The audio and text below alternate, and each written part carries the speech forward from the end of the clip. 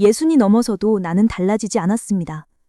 자식이 전화를 하지 않으면 섭섭하다고 말하는 대신 혼자 삭혔고, 그렇게 삭힌 것들이 쌓여 결국 내가 먼저 전화를 끊어버렸습니다. 그게 어릴 때부터 이어진 것이라는 걸 나는 한참 뒤에야 알았습니다. 아니, 알았다고 해도 그게 바뀌지는 않았습니다. 왜 어릴 때 사랑을 덜 받은 사람은 어른이 되어서도 그 흔적을 달고 사는 걸까요?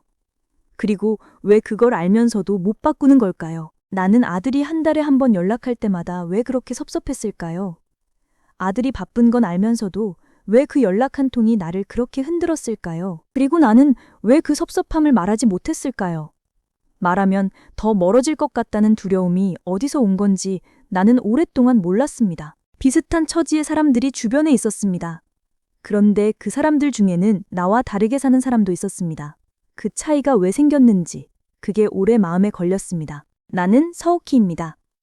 올해로 63살이고 포항에서 살고 있습니다. 20여 년을 버스기사로 일하다 몇 해 전에 그만뒀습니다. 포항 외곽 노선을 주로 맡았습니다. 새벽 5시에 차를 빼서 저녁 8시에 반납하는 일이었습니다. 쉬는 날에도 몸이 습관처럼 일찍 깨는 버릇은 지금도 남아 있습니다. 자식은 아들 하나입니다. 지금은 대구에서 살고 있어서 자주 보지 못합니다. 며느리와 손녀가 있는데 손녀 얼굴을 마지막으로 본 게 작년 추석이었습니다. 남편은 내가 54살 때 먼저 세상을 떠났습니다. 그 뒤로 혼자 살아왔습니다. 외롭지 않다고 말하면 거짓말이지만 외롭다고 말하는 것도 쉽지 않았습니다. 아들이 마지막으로 전화를 한 건 설 명절이 지나고 열흘쯤 됐을 때였습니다.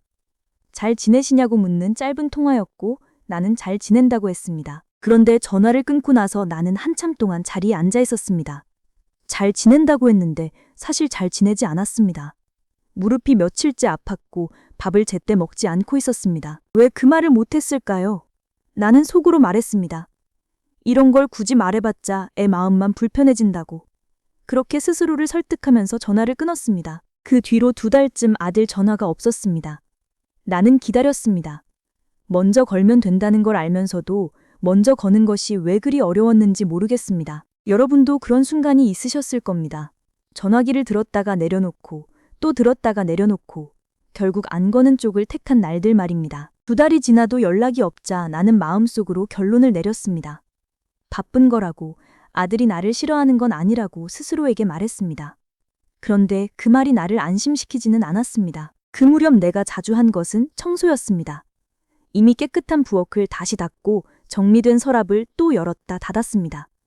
몸을 움직이면 생각이 줄어들었습니다. 나는 그 당시에 내가 왜 그러는지 몰랐습니다. 지금 돌아보면 그건 서운하다는 감정이 갈 곳을 잃은 것이었습니다. 서운함을 말하지도 못하고 그렇다고 없앨 수도 없으니 몸으로 흘려보낸 것입니다. 아들이 3달 만에 전화를 했을 때 나는 받지 않았습니다. 받지 않은 것이 아니라 그 순간 화장실에 있었는데 나중에 보니 부재중이 떠 있었습니다. 나는 다시 전화를 걸지 않았습니다. 아들이 또 걸겠지 싶었습니다. 그런데 아들은 그날 이후로 한동안 연락이 없었고 나는 그걸 마음에 담아두었습니다. 그렇게 거리가 생겼습니다. 누가 의도한 것도 아니었고 누가 잘못한 것도 아니었는데 어느 날 보니 사이에 빈 공간이 생겨 있었습니다. 나는 속으로 이렇게 말했습니다. 자식이란 게 다 이런 것이다. 내가 너무 기대한 것이다. 그 말이 맞는지 틀린지는 모르겠지만 그렇게 생각해야 덜 아팠습니다. 그런데 문제는 여기서부터입니다. 그렇게 삭히고 나면 괜찮아질 줄 알았는데 괜찮아지지 않았습니다. 오히려 다음에 아들 목소리를 들을 때 더 어색해졌습니다. 어색해지면 말이 짧아집니다. 말이 짧아지면 통화 시간이 줄고 통화 시간이 줄면 더 할 말이 없어집니다. 나는 그 순환을 알면서도 어디서 끊어야 할지 몰랐습니다. 그 당시 나는 내 탓을 많이 했습니다. 내가 더 잘 표현했으면, 내가 먼저 연락했으면 하고요. 그런데 그 생각도 오래가지 않았습니다. 탓하고 나면 더 지쳐서 결국 아무것도 안 하는 쪽으로 돌아왔습니다. 그런데 그 무렵 나와 비슷한 처지였던 사람이 있었습니다.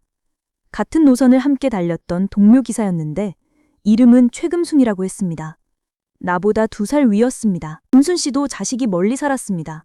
딸이 부산에 있었고 사위와 손자까지 넷이 살고 있었습니다. 자주 보지 못하는 건 나와 마찬가지였습니다. 그런데 금순 씨는 서운한 게 생기면 딸한테 그냥 말한다고 했습니다. 처음에 그 말을 들었을 때 나는 그게 어떻게 가능한 건지 이해가 안 됐습니다. 금순 씨는 딸이 한 달 넘게 연락이 없자 직접 전화를 걸었다고 했습니다. 그리고 엄마가 좀 섭섭했다고 바쁘면 문자라도 해달라고 말했다고 했습니다. 딸이 처음에는 당황했던 모양이라고 했습니다. 엄마가 이런 말을 직접 하는 게 낯설었던 거겠지요. 그런데 그 뒤로 딸이 문자를 더 자주 보내게 됐다고 했습니다. 금순 씨는 그렇게 해야 딸이 안다고 했습니다.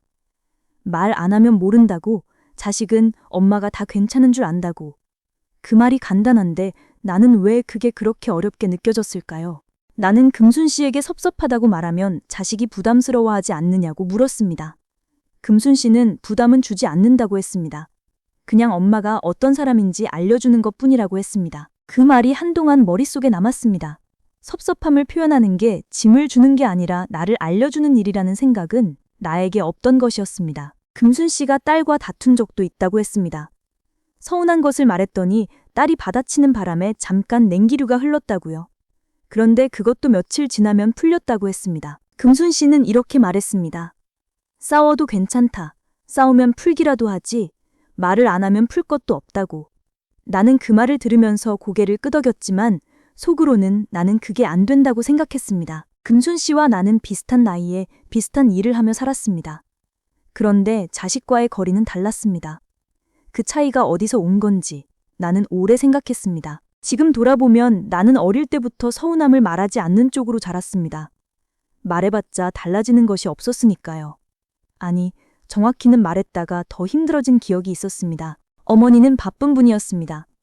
6남매 중 셋째였던 나는 어머니의 손길을 받는 순서가 늦었습니다. 기다리다 지쳐서 기다리는 것을 포기하는 법을 배웠습니다. 기다림을 포기한다는 게 처음에는 체념처럼 보이지만 실제로는 그게 몸에 붙어버립니다. 어른이 되어서도 나는 먼저 요구하는 것이 어려웠습니다. 이것이 어릴 때 받은 마음의 상처가 하는 일이었습니다. 어린 시절에 곁에 있어야 할 사람이 곁에 없을 때 아이는 두 가지 중 하나를 택합니다. 더 크게 울어 관심을 끌거나 아예 울음을 삼키거나입니다. 나는 삼키는 쪽을 택했습니다. 삼키는 쪽을 택한 아이는 어른이 되어도 같은 방식을 씁니다. 서운하면 표현하는 대신 거리를 두고 가까워지려는 마음과 멀어지려는 마음이 동시에 일어납니다. 나는 그 두 마음 사이에서 평생 왔다 갔다 했습니다. 이 대목에서 마음이 걸리셨다면 어쩌면 여러분도 비슷한 방식으로 살아오신 것일 수 있습니다. 가까이 있고 싶은데 가까이 하는 방법을 모르는 것. 그게 이 이야기의 핵심입니다. 아이가 어릴 때 받은 돌봄의 방식은 그대로 자라납니다. 충분히 받은 아이는 필요할 때 손을 내미는 것을 자연스럽게 여기고 그렇지 못한 아이는 손을 내미는 것 자체가 위험하게 느껴집니다. 위험하게 느껴진다는 것은 겁쟁이라서가 아닙니다. 손을 내밀었다가 아무것도 돌아오지 않았던 경험이 쌓인 결과입니다. 나는 그 경험을 어릴 때 충분히 했고 그것이 60이 넘도록 내 안에 남아 있었습니다. 그렇다면 왜 나는 그걸 알고 나서도 바뀌지 않았을까요? 그게 나한테 가장 납득이 안 되는 부분이었습니다. 그런데 생각해보면 내 주변에 서운함을 표현하며 사는 사람이 없었습니다. 어머니도 그랬고 이웃도 그랬고 직장 동료들도 마찬가지였습니다. 참는 것이 어른스러운 것이고 말없이 견디는 게 덕이라고 다들 그렇게 살았습니다. 비교할 기준이 없으면 내가 이상한 건지 아닌지 모릅니다. 나는 내가 사는 방식이 유독 이상한 것이라는 생각을 한 번도 해본 적이 없었습니다. 다 이렇게 사는 거라고 생각했으니까요. 금순 씨를 만나기 전까지는 그랬습니다. 금순 씨가 딸한테 섭섭하다고 말했다는 이야기를 듣고 나서야 나는 처음으로 그게 가능한 일이라는 걸 알았습니다. 그런데 가능하다는 걸 안다고 해서 바로 할 수 있게 되지는 않았습니다. 수십 년 동안 몸에 밴 방식이 며칠 만에 바뀌지는 않습니다. 머리가 알아도 몸이 먼저 움츠러들었습니다. 그게 억울하게 느껴질 수도 있습니다. 내 잘못도 아닌 것이 평생 나를 붙들고 있다는 게 말이 됩니까? 그런데 그게 현실이었습니다. 어릴 때의 경험이 그렇게 오래, 그렇게 깊이 남는다는 것을 나는 뒤늦게 알았습니다. 나쁜 어린 시절을 보낸 사람일수록 어른이 되어서 몸과 마음이 더 자주 탈이 난다는 것은 오래전부터 연구자들이 확인해온 사실입니다. 상처는 기억에만 남는 게 아니라 몸에도 남습니다. 그러니 내가 60이 넘어서도 달라지지 않은 것은 의지가 약해서가 아니었습니다. 그 방식이 내 안에 너무 오래, 너무 깊이 자리를 잡고 있었기 때문이었습니다. 그렇다면 어떻게 해야 할까요? 나는 거창한 변화를 기대하지 않기로 했습니다. 대신 딱 한 사람에게만 작은 것 하나를 말해보기로 했습니다. 아들한테 바로 하기는 어려웠습니다. 그래서 나는 먼저 이웃집 할머니한테 시도해봤습니다. 오늘 무릎이 좀 아팠다고 그 말 한마디를 해봤습니다. 그게 전부였습니다. 그 할머니는 별말 없이 그랬냐고 했습니다. 그런데 그 짧은 반응이 나한테는 이상하게 편안했습니다. 말했다고 세상이 무너지지 않는다는 걸 그때 처음 몸으로 알았습니다. 연습은 가장 안전한 상대부터 하는 겁니다. 무거운 말이 아니어도 됩니다. 오늘 날씨가 쌀쌀하더라. 밥을 혼자 먹으니 양을 모르겠더라. 그런 말도 충분합니다. 그렇게 조금씩 말하는 연습이 쌓이면 어느 날 아들한테 전화를 걸었을 때 말이 조금 더 나올 수 있습니다. 당장은 아니어도 조금씩이라도 방향이 바뀌는 것만으로도 충분합니다. 나는 왜 그렇게 섭섭했을까요? 아들이 연락을 안 한 것이 문제가 아니었습니다. 연락이 올 때 내가 제대로 말하지 못한 것이 쌓여서 그 공백이 섭섭함으로 변한 것이었습니다. 왜 섭섭함을 말하지 못했냐고요? 말하면 더 멀어질 것 같았기 때문이었습니다. 그 두려움이 어릴 때부터 내 안에 있었다는 것을 나는 예순이 넘어서야 알았습니다. 금순 씨와 나의 차이는 능력의 차이가 아니었습니다. 금순 씨는 말해도 된다는 것을 어떤 경로로든 익힌 사람이었고 나는 그걸 익힐 기회가 없었던 사람이었습니다. 그것뿐이었습니다. 그러니 내가 달라지지 않은 것은 내 탓이 아니었습니다. 그렇다고 달라지지 않아도 된다는 말도 아닙니다. 다만 너무 늦지 않았다고 나는 그렇게 생각하기로 했습니다. 이 이야기의 바탕이 된 연구가 있습니다. 볼비는 오래전부터 어린 시절 양육자와의 관계가 이후 삶의 관계 방식을 결정한다는 것을 확인해왔습니다. 가까운 사람에게 매달리거나 반대로 거리를 두는 것, 그 두 가지 모두 어릴 때 충분히 돌봄을 받지 못한 사람에게서 나타나는 방식이라고 했습니다. 여러분은 이 상황에서 어느 쪽을 택하셨나요? 서운함을 그때그때 말하는 편이셨나요? 아니면 삭히고 거리를 두는 쪽이셨나요? 댓글로 들려주시면 좋겠습니다. 공감이 되셨다면 구독과 좋아요도 부탁드립니다.